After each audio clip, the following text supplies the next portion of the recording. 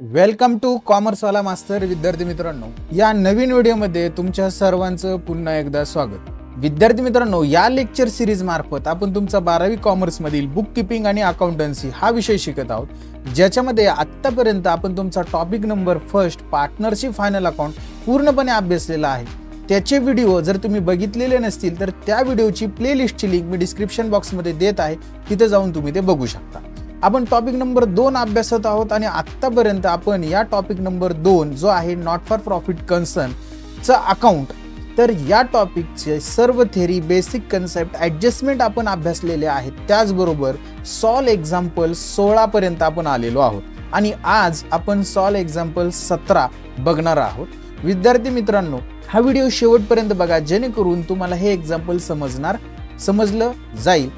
आणि त्याचबरोबर तुम्ही जर मागचे व्हिडिओ बघितलेले नसतील तर ते सुरुवातीला बघा, त्याच्यामुळे हे एक्झाम्पल तुम्हाला नक्कीच समजेल। तर कोणताही वेळ वाया न घालवता आपण सुरू करूया एक्झाम्पल नंबर 17। विद्यार्थी मित्रांनो, आपली मेथड एक्झाम्पल सॉल्व करण्याची सर्वांना माहिती आहे। आपण सुरुवातीला एक्झाम्पल रीड करतो, काय सांगितले ते समजून घेतो आणि त्याच्यानंतर सॉल्व करायला सुरुवात करतो। तर चला फर्स्टली रीड करूया। Following is the balance sheet and receipt and payment account. आपल्याला एक्झाम्पल मध्ये बॅलन्स शीट सुद्धा दिलेली आहे आणि रिसिप्ट अँड पेमेंट अकाउंट सुद्धा दिलेले आहे। Of Samarth hospital Sawantwadi prepare income and expenditure, त्या बॅलन्स शीट वरनं आणि रिसिप्ट अँड पेमेंट अकाउंट वरनं आपल्याला इन्कम अँड एक्सपेंडिचर अकाउंट बनवायचे for the year ended 31 March 2018 आणि बॅलन्स शीट दिलेली आहे। बघा, आता ही जी बॅलन्स शीट दिलेली असते ही ओपनिंगची बॅलन्स शीट असते आणि ज्या वेळेस आपल्याला एक्झाम्पल मध्ये बॅलन्स शीट दिलेली असणार आहे त्यावेळेस आपल्याला 100% कॅपिटल फंड दिलेला असतो।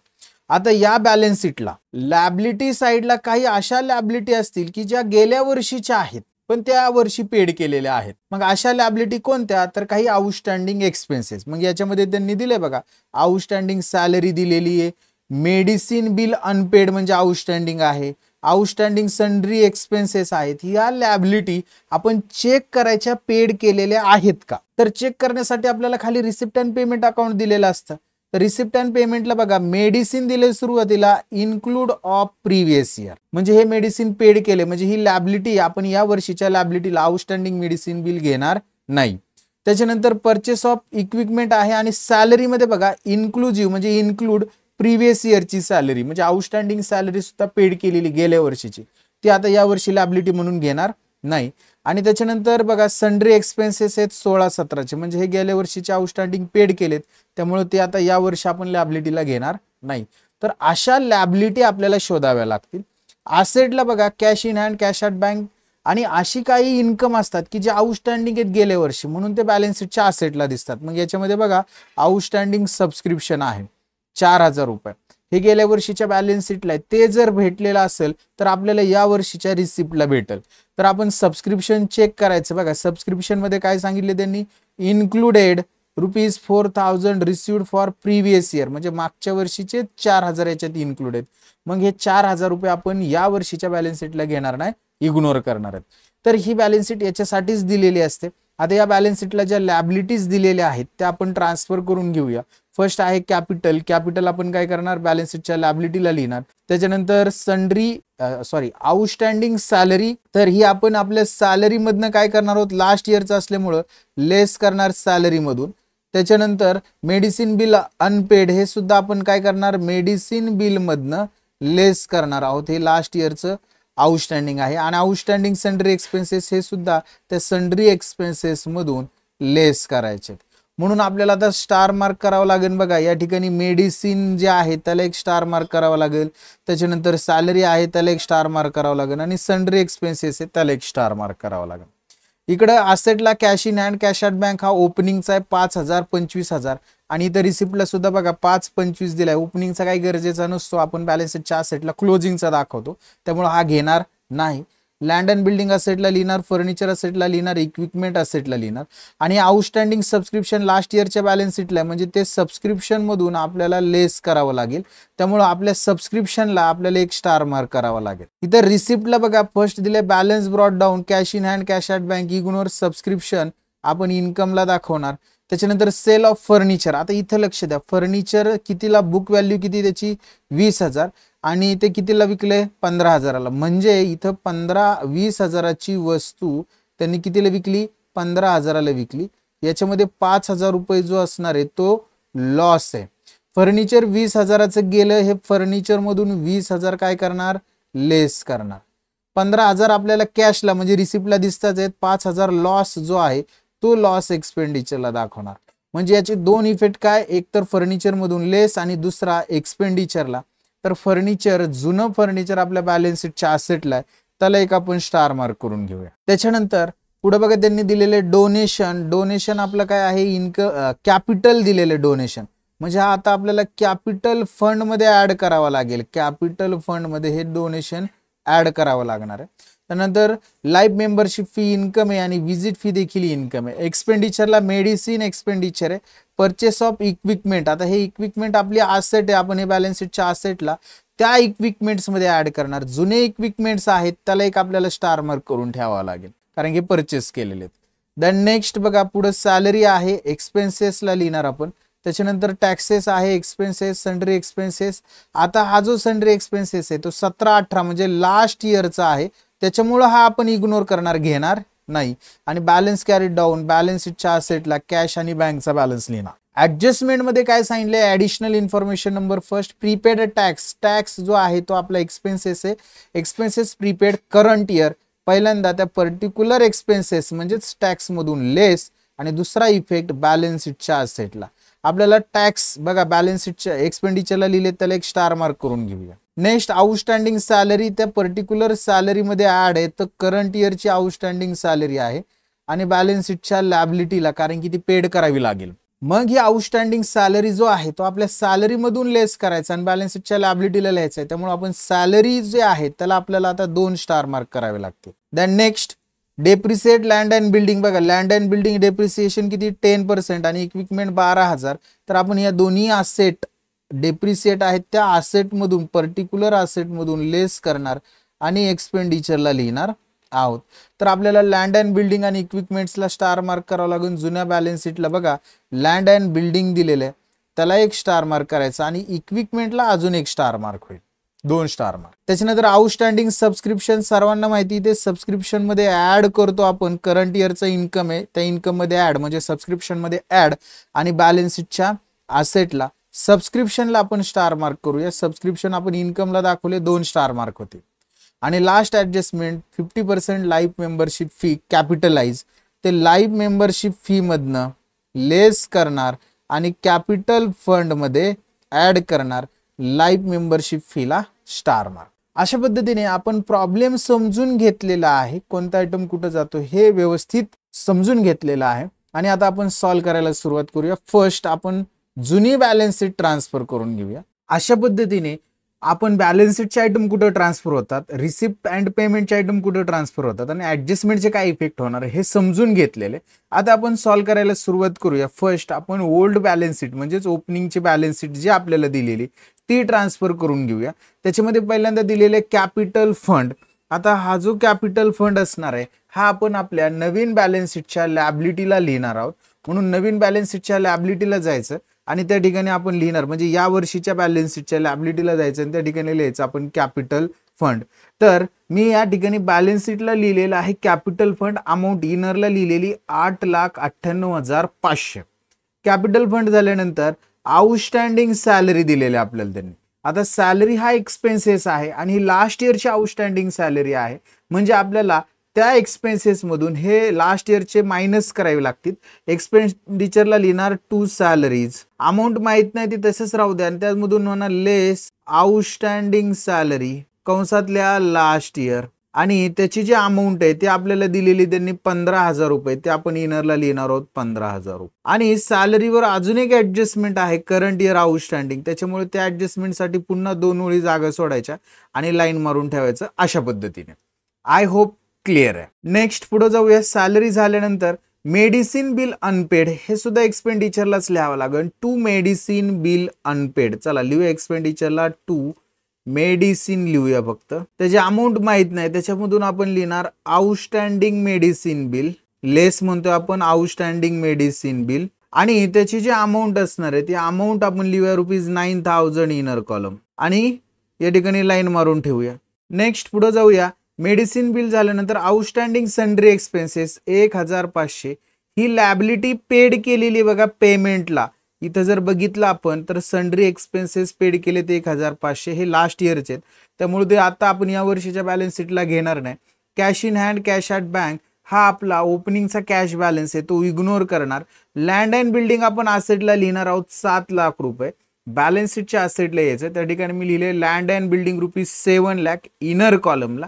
ऍडजस्टमेंट आहे त्याच्यामुळे एक वेळ जागा सोडली. देन नेक्स्ट पुढे आहे बघा लँड अँड बिल्डिंग झाल्यानंतर फर्निचर दिलेले 50,000 हे सुद्धा बॅलन्स शीटच्या असेटला येतो. फर्निचर लिहिणार आहोत, या ठिकाणी आपण फर्निचर लिहिलेलं आहे. इनर कॉलमला 50,000 रुपये, त्याच्यामध्ये परचेस केलेलं फर्निचर ऍड करायचं म्हणून एक वेळ जागा सोडली. नेक्स्ट पुढे जाऊया. इक्विपमेंट्स दिलेले आपल्याला ₹1,40,000 हे सुद्धा बॅलन्स शीटच्या असेटला आपण इक्विपमेंट्स लिहिणार आणि त्याची अमाऊंट 1,40,000 इनर कॉलमला. त्याच्यामध्ये अजून इक्विपमेंट परचेस केलेले ऍड करायचे, तर अजून डेप्रिशिएशनची एक ऍडजस्टमेंट आहे. टोटल 3 ओळी जागा सोडलेली आहे. नेक्स्ट पुढे बघा इक्विपमेंट झाल्यानंतर आउटस्टँडिंग सबस्क्रिप्शन. आता सबस्क्रिप्शन आपला इन्कम आहे, तो आपण इन्कम साइडला लिहिला पाहिजे बाय सबस्क्रिप्शन. चला सबस्क्रिप्शन इन्कमला लिहूया बाय सबस्क्रिप्शन. त्याची अमाऊंट आपल्याला करंट इयरची तर अजून भेटलेली नाहीये, आपल्याला लास्ट इयरच्या बॅलन्स शीटला जे सबस्क्रिप्शन आउटस्टँडिंग म्हटलंय ते लास्ट इयरचं आहे, त्यामुळे या ठिकाणी आपण म्हणणार लेस आउटस्टँडिंग सबस्क्रिप्शन इंटू ब्रॅकेटला यायचं लास्ट इयर आणि त्याची जी अमाऊंट असणार आहे ती अमाऊंट आपण लिहिणार आहोत ₹4,000. ते 4,000 इनरला लिहिले, एक वेळ जागा लाईन मारून ठेवणार आणि एक वेळ अजून लाईन मारणार, कारण की याच्यामध्ये अजून आउटस्टँडिंग सबस्क्रिप्शन करंट इयरचा असणार आहे, त्यामुळे ती आपल्याला लागणारच आहे. पुढे जाऊया. पुढे बघा त्यांनी आपल्याला आता हे आपण रिसिप्ट आपलं बॅलन्स शीट सगळी ट्रान्सफर केली, आता रिसिप्ट अँड पेमेंट ट्रान्सफर करायचे. रिसिप्ट साइडला cash in hand cash at बँकचा बॅलन्स दिलाय, तो इग्नोर करणार. सबस्क्रिप्शन दिले 90,000, आपण आपल्या इन्कमला लिहिलेले सबस्क्रिप्शन. इनरला फक्त अमाऊंटला ₹90,000 आणि त्यातनं हे लास्ट इयरचे 4,000 जर वजा झाले तर 86,000 आपण इनरलाच दाखवणार आहोत. सबस्क्रिप्शन झालं. त्याच्यानंतर बघा सबस्क्रिप्शन मध्ये यांनी इथं सांगितलं होतं की 4,000 रिसिव्ड फ्रॉम प्रिव्हियस इयर, हे लेसच केलेले तिथं, त्याच्यामुळे परत लेस करायची आवश्यकता नाही. पुढे त्यांनी सांगितलं सेल ऑफ फर्निचर ₹20,000, 20,000चं फर्निचर विकलं 15,000 रुपयाला. फर्निचर गेलं म्हणून बॅलन्स शीटच्या असेटला जायचं आणि त्या ठिकाणी म्हणायचं लेस पहिल्यांदा सेल ऑफ फर्निचर. अमाऊंट इनरला लिहिणार ₹20,000.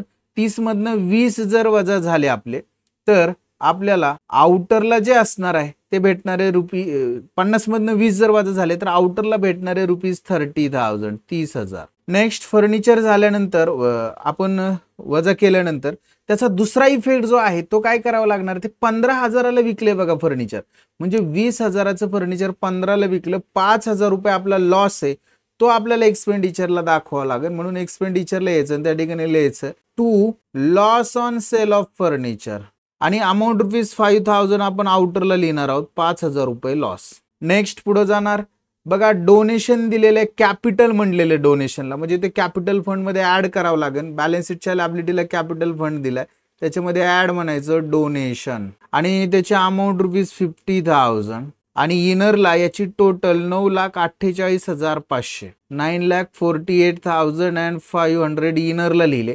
नेक्स्ट पुढे जाऊया.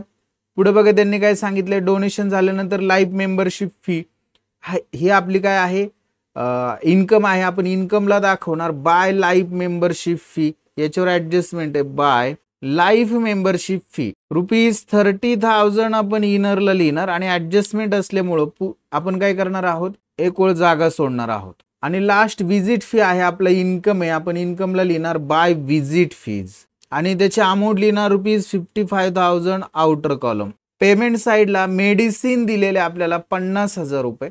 आपण आपल्या पेमेंटला म्हणजेच आपल्या एक्सपेंडिचरला जायचंय आणि त्या ठिकाणी आपण मेडिसिन लिहिलं होतं बघा एक्सपेंडिचरला, तिथं फक्त इनर कॉलमला लिहायचं ₹50,000 आणि या 50,000 लास्ट इयरचे जर 9,000 जर आपण वजा केले तर आउटरला 41,000 41,000 रुपये लिहिणार आहोत. मेडिसिन झाल्यानंतर बघा हे 9 इयर प्रिव्हियस इयरची इन्क्लूड आहेत 9,000 रुपये, तर ते वजा करायचे आणि त्याच्यानंतर परचेस ऑफ इक्विपमेंट 1,30,000, तर हे इक्विपमेंट असेट आहे, बॅलन्स शीटच्या असेटला जायचं आणि त्या ठिकाणी ज्या ठिकाणी इक्विपमेंट्स लिहिले त्या ठिकाणी लिहायचं add purchase of new equipments आणि त्याची अमाऊंट लिहिणार 1,30,000 इनरला आणि टोटल आपण लिहिणार 2,70,000 इनर कॉलमलाच. नेक्स्ट पुढे जाऊया. इक्विपमेंट्स लिहिल्यानंतर सॅलरी लिहिणार आपण. आता हा सॅलरी आपला काय असणार आहे, एक्सपेंडिचर असणार आहे. आपण एक्सपेंडिचरला लिहिणार आहोत. तर सॅलरी लिहिले फक्त त्याची अमाऊंट लिहूया आपण. सॅलरीची ₹52,000 52,000 रुपये आणि त्याच्यामधनं हे 15,000 रुपये जर वजा झाले तर आपण इनरला लिहिणार आहोत त्याची मायनस करून अमाऊंट 37,000. नेक्स्ट सॅलरी झाल्यानंतर टॅक्सेस आहे, हा एक्सपेंडिचर आहे. आपण एक्सपेंडिचरला लिहूया टू टॅक्स आणि त्याची अमाऊंट 7,200 इनरला लिहिणार आणि याच्यावर ऍडजस्टमेंट आहे म्हणून एक ओळ जागा सोडणार टॅक्स लिहून. प्रीपेड टॅक्सची ऍडजस्टमेंट आहे. त्याच्यानंतर सन्ड्री एक्सपेन्सेस हा इग्नोर करणार आपण. काय इग्नोर करणार, कारण की या सन्ड्री एक्सपेन्सेस मध्ये लास्ट इयरचे सन्ड्री एक्सपेन्सेस आहेत त्याच्यामुळे ते इग्नोर करणार.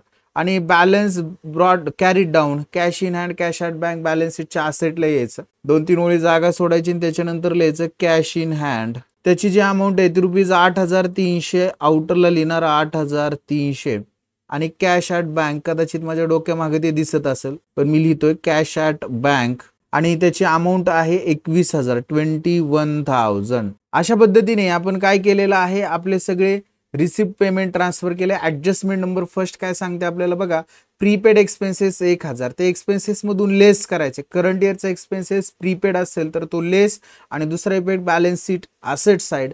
प्रीपेड एक्सपेन्सेस आपण एक्सपेंडिचरला लिहिले त्या ठिकाणी जायचं म्हणायचं लेस प्रीपेड एक्सपेन्सेस आणि त्याची अमाऊंट लिहिणार आहोत आपण ₹1,000 7,200 आणि त्यातनं वजा 1,000 होतील तर आपण आउटरला लिहिणार 6,200 रुपये. दुसरा इफेक्ट बॅलन्स शीटच्या असेटला दाखवणार प्रीपेड एक्सपेन्सेस.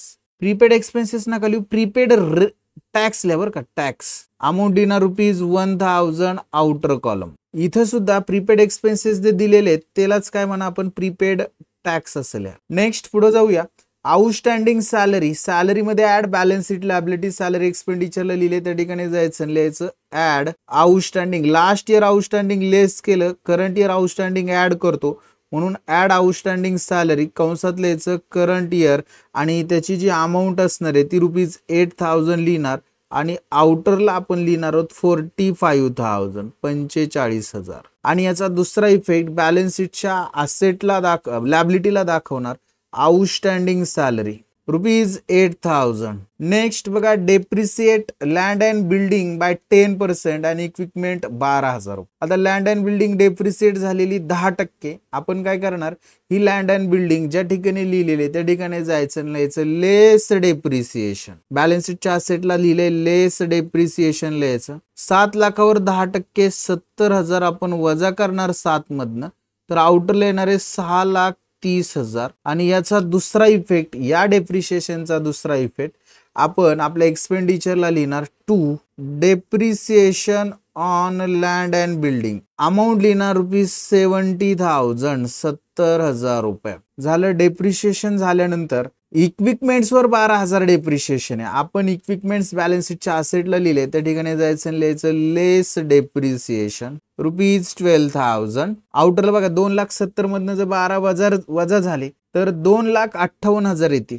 आउटर कॉलम मध्ये लिहिणार 2,58,000 2,58,000.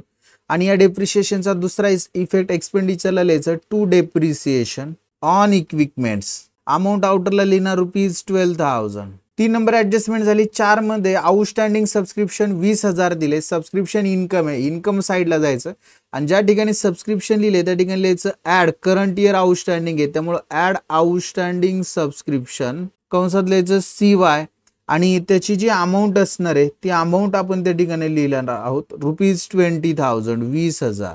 आणि आउटरला सबस्क्रिप्शनच्या अमाऊंट 1,06,000 आपण दाखवणार. आणि याचा दुसरा इफेक्ट बॅलन्स शीटच्या असेटला लिहिणार आउटस्टँडिंग सबस्क्रिप्शन कंसात CY आणि अमाऊंट लिहिणार आहोत ₹20,000 20,000.